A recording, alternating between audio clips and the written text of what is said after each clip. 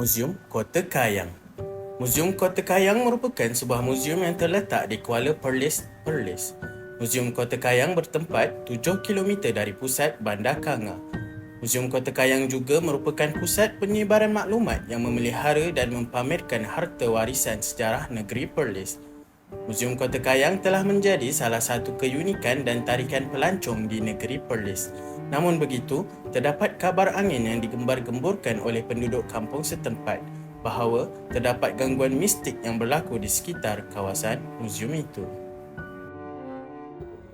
Tabiat Sultan-Sultan Kedah tu, apabila mangkat seorang sultan tu, jadi sultan yang baru naik ni, dia akan mencari tapak kota yang baru mengikut kesesuaian dia. Pasal yang dipilih ni berbukit, maka kata dia tak payah lagi kita nak bentuk dia dengan tanah ke apa, dia dah jadi sebuah kota. Okay? Bila kawasan bukit, kawasan hutan, kamu kena faham lah, bila kawasan bukit, kawasan hutan, dia ada orang panggil tuan dia. Okey? Setiap tempat tu ada tuan dia. Sama ada dia bukit ke, hutan ke, gua ke, mana kata ada tuan dia. Nah, sama ada kita nampak atau tak nampak. Nah, okey. Pasal kita pun, kita ni sebagai manusia ni, nah, kita alam ni, kita ada berlapis-lapis. Nah, ada berlapis-lapis alam.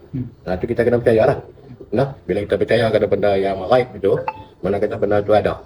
Nah, maka istilah orang sebutlah orang bunian, nah, istilah jin, dan semua benda tu ada di keliling kita, ada di bukit-bukit semua ni. Nah, okey. Jadi kalau kita nak cerita bahawa bila pelawak mai, nah, mungkin pekerja ke ada jumpa benda-benda macam tu, nah, maka kita kena percaya jugalah. Kita kena percaya jugalah benda-benda yang gaib ni. Saya pengalaman tu, saya domain ni tak ada apa lagi lah cakap lah. Tapi kalau kata mitos tu macam orang tu beritahu kan, orang lama beritahu tu. Dulu ni kalau macam orang lalu kot ni kan, ada orang kata nampak apa, macam kalau terbang. Lepas tu orang kata nampak apa, orang duk usung randa berita jalan kan. Lepas tu orang kerak tu apa, dua accident tepi ni, tepi jalan ni. Sebab dia kan bukit-bukit kan, bukit gitu ha. Muzium Kota Kayang didirikan di kawasan yang dahulunya tapak kota istana yang merupakan tempat bersemayam keluarga diraja Kedah Perlis. Pembinaan muzium ini diasaskan pada tahun 1999 mengikut seni bina rumah Melayu yang mengambil inspirasi daripada bumbung panjang rumah Perlis dan telah dibuka untuk kunjungan pada bulan September 2001. Oleh yang demikian, adakah sejarah pembinaan Muzium Kota Kayang menjadi faktor terhadap kemunculan gangguan mistik di situ? Kalau ikut pemerhatian saya sepanjang 3-4 tahun lah kat sini sebenarnya. Asalnya sebab kalikukan asalnya tapak Kota Kayang lah. Kota Kayang sebenarnya bukan ni je, dia sepanjang daripada Bukit Wai itu sampai mengelilingi bukit ni, tapi Bukit Tumor. Tapi dipercayai kalikukan di mana istananya ada di sini lah, mana binaan tu seperti mana sekarang ni lah.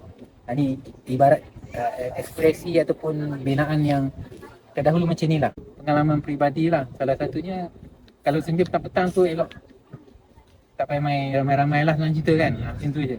Jadi biasanya kalau di sini, eloknya waktu pagi, cerah tengah hari macam ni lah.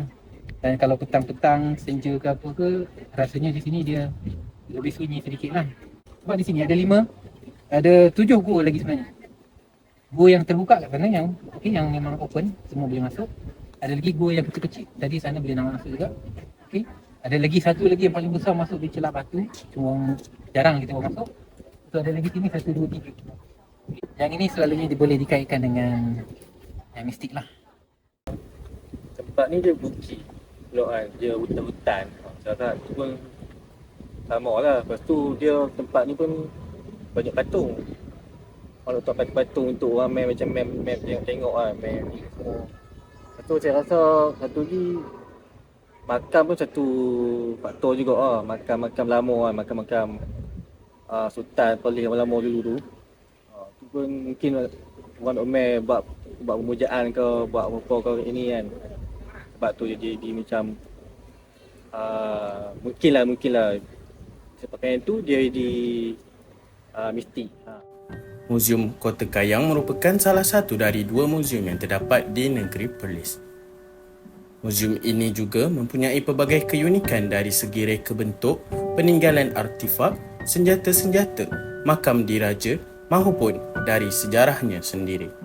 Walaupun begitu, ia tidak mengubah fakta bahawa gangguan mistik yang sering diperbualkan oleh orang ramai menjadi kekangan terhadap kunjungan ke muzium tersebut. Tak pernah lagi dengar, tapi tadi waktu kita orang baru sampai sini macam kawan kita orang macam cakap tiba-tiba macam meremang macam tu. Tapi kita orang tak tahu pula kat sini ada macam benda-benda mistik. Mungkin yang makam tu kot. Kat belakang ada makam diraja kan.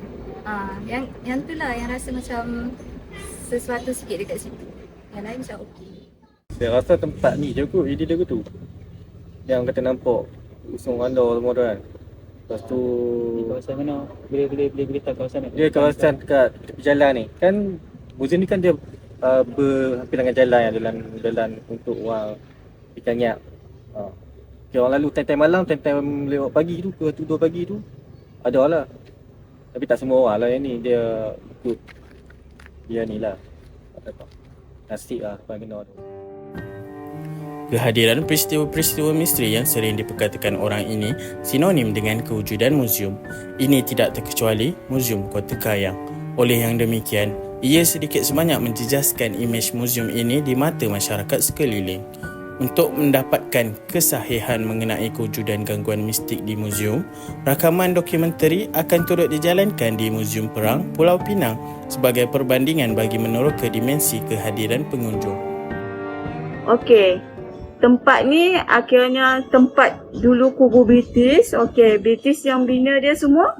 Lepas tu Perang Dunia Kedua Jepun take over. So, Jepun take over semua peninggalan Jepun.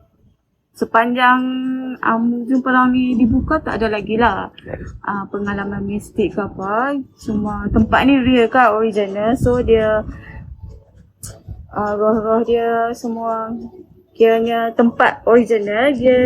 Kiranya dia stay kat dalam ni, kita tak tahulah dia masih wujud ke tak. Tapi yang jadi realnya, sebab dia bunuh kat sini, pancung pun kat sini, semua kat sini lah. Kami merancang dengan menarik orang ramai, dengan budak-budak sekolah ataupun tak kira lah pengunjung-pengunjung datang kat sini untuk mengalami sendiri. Tiap-tiap tahun kita naik taraf muzium. Nah, pertamanya dari segi pameran, nah, kan tiap-tiap tahun akan berubah kita punya pameran tu. Kita tiap-tiap tahun pasal apa, muzium ni pun nak kena dipelihara ya kan. Dari segi elektrik dia, dari segi cat dia, memang dari segi pembangunan tu memang nak kena naik taraf. Lepas tu kalau macam ada kita dapat bantuan daripada pihak, tapi baru ni kita dapat bantuan daripada UiTM tu. Mungkin teknologi baru lah. Dia buat macam 3D apa tu untuk bahan pameran. Jadi sampai satu masa tu nanti mungkin kita boleh pamerkan dengan cara apa? Apa yang pakai tu? VR. Ya. Kalau untuk menarik minat lagi, macam tadi kalau kat atas puncak tadi, gambar yang diambil tadi, yang sampai ke atas dia yang tahu cantiknya macam mana. Sebab latar belakangnya adalah Muzium Kayang sendiri. Dari atas memang cantik. Okey. Kalau dari segi fasiliti, kalau mana tahu nak buat flying fox tu turun ke bawah sini, mungkin lagi cantik. Mungkin ada kemudahan tu lagi menarik minat lah. Tambah tahun depan pula sini tahu melawat place kan.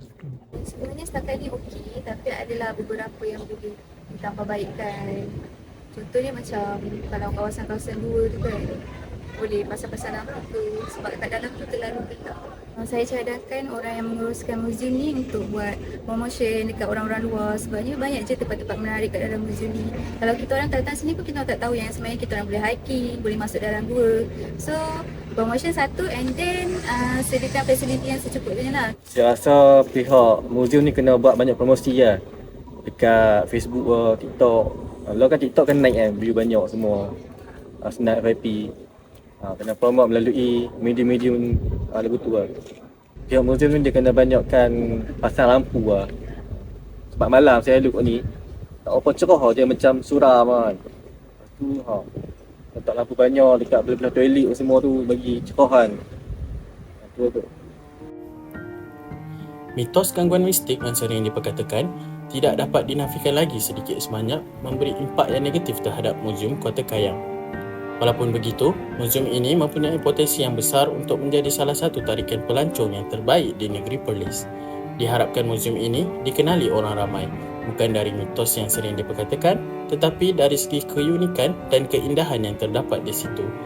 Akhir sekali, diharapkan kajian ini dapat menyumbang kepada himpunan kajian yang berhubung terhadap pembinaan Muzium Kota Kayang.